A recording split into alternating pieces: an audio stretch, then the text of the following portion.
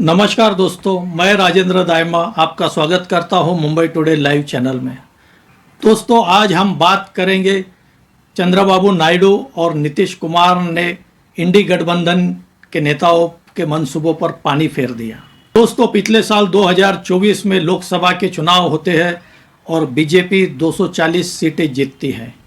यह लगभग 2019 के हिसाब से 63 सीटें बीजेपी की कम होती है, जो कि बहुमत से काफी कम है। बहुमत का आंकड़ा यह 272 सीटों का है। 2019 में बीजेपी 303 सीटें जीतती है और एनडीए 352 सीटें। अब की बार 2024 में बीजेपी 240 सीटें और उसके बाद चंद्रबाबू नायडू की पार्टी टीडीपी यह 16 सीटें और जेडीयू नीतीश कुमार की पार्टी यह 12 सीटें जीतती है। दोनों के मिलाकर 28 सीटें होती है और इस बार एनडीए गठबंधन की संख्या यह 293 पर रुक जाती है। और इसी की वजह से सभी को लगता है कि नरेंद्र मोदी जो पिछली बार जैसी सरकार चलाए वैसी सरकार नरेंद्र मोदी चला नहीं सकेंगे, वैसे निर्णय ले नहीं सकेंगे। और यह गठबंधन की सरकार होने की वजह से नरेंद्र मोदी को अब अपने साथियों पर निर्भर रहना पड़ेगा, ऐसा सभी जानकारों का मत था। जब 9 जून 2024 को नरेंद्र मोदी भारत के तीसरी बार प्रधानमंत्री पद की शपथ लेते हैं, तब जेडीयू भी इस सरकार में शामिल होती है। पिछली 2 बार की सरकारों में नरेंद्र मोदी काफ़ी महत्व के निर्णय लेते हैं, जैसे कि 3 तलाक का कायदा हो, सीएए का कायदा हो और जम्मू कश्मीर से धारा 370 हटाने की बात हो। नरेंद्र मोदी की सरकार यह निर्णय लेती है। जैसे ही नरेंद्र मोदी तीसरी बार प्रधानमंत्री बनते हैं, इंडी गठबंधन के नेता चंद्रबाबू नायडू और नीतीश कुमार को आह्वान करते हैं एनडीए से बाहर निकलने के लिए, क्योंकि सभी को पता है 2019 के पहले के चुनाव में चंद्रबाबू नायडू एनडीए छोड़कर इंडी गठबंधन के साथ चले जाते हैं। और इंडी गठबंधन की पहली बैठक तो नीतीश कुमार खुद पटना में बुलाते हैं। जेडीयू के तरफ से नीतीश कुमार को इंडी गठबंधन का संयोजक बनाने की मांग होती है, लेकिन इंडी गठबंधन यह निर्णय नहीं लेती है। और फिर हमने देखा है कि नीतीश कुमार फिर से इंडी गठबंधन छोड़कर एनडीए के साथ आ जाते हैं। यहाँ तक कि बाद में तेजस्वी यादव फिर से उन्हें आह्वान करते हैं कि आप एनडीए छोड़कर इंडी गठबंधन के साथ आइए और हम चाचा के नेतृत्व में काम करने को तैयार हैं। लेकिन नीतीश कुमार मीडिया में आकर इस बात से इनकार कर देते हैं और वो साफ कर देते हैं कि अब वो कहीं जाने वाले नहीं है। और इसके बाद बीजेपी के नेता भी साफ कर देते हैं कि आने वाले बिहार विधानसभा के चुनाव यह नीतीश कुमार के नेतृत्व में ही एनडीए लड़ेगी और एनडीए का चेहरा यह नीतीश कुमार ही होंगे। हाल ही में आंध्र प्रदेश के मुख्यमंत्री चंद्रबाबू नायडू एक मीडिया को साक्षात्कार देते हैं। उसमें वे नरेंद्र मोदी की काफ़ी सराहना करते हैं। उनका कहना है कि नरेंद्र मोदी देश के आधुनिक नेतृत्व कर रहे हैं।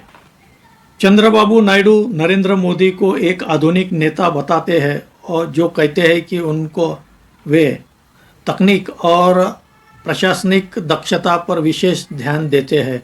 नरेंद्र मोदी ने 2047 तक विकसित भारत का रोड मैप तैयार किया है और चंद्रबाबू को लगता है कि भारत यह लक्ष्य प्राप्त कर लेगा।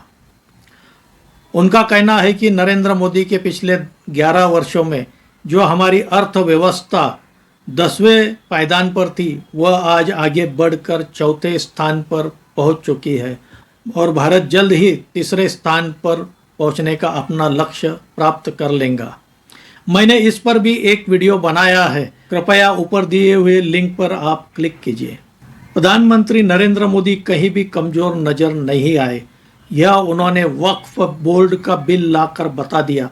न सिर्फ उन्होंने दोनों संसद में पेश किया बल्कि उसे पास कर कर भी दिखाया। हालांकि यह सुप्रीम कोर्ट में चैलेंज किया गया है, लेकिन लगता है जल्द ही इसकी भी बाधा दूर हो जाएगी। इससे नरेंद्र मोदी ने एक विपक्ष को पूरा संदेश दिया है कि वे रुकने वाले नहीं हैं। जो बीजेपी के एजेंडा पर है वे उसे पूरा करके ही रहेंगे। चंद्रबाबू नायडू और नीतीश कुमार ने देखा है महाराष्ट्र के नेता उद्धव ठाकरे की राजनीतिक हालत और परिस्थिति। 2019 तक उद्धव ठाकरे बीजेपी के साथ थे, लेकिन 2019 में जैसा उन्हें लगा कि उनके बगैर बीजेपी की सरकार बन नहीं सकती, वे बीजेपी से अपना रिश्ता तोड़ देते हैं और एनसीपी और कांग्रेस के साथ जाकर वे वहाँ अपनी सरकार बनाते हैं और उद्धव ठाकरे उस सरकार के मुख्यमंत्री बन जाते हैं।